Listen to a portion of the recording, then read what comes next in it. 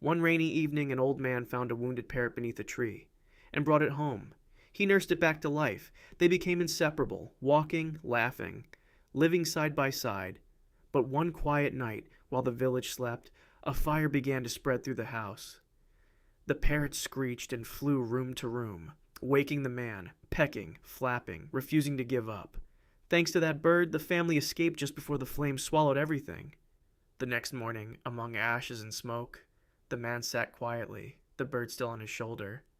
Sometimes the life you save is the one that saves you.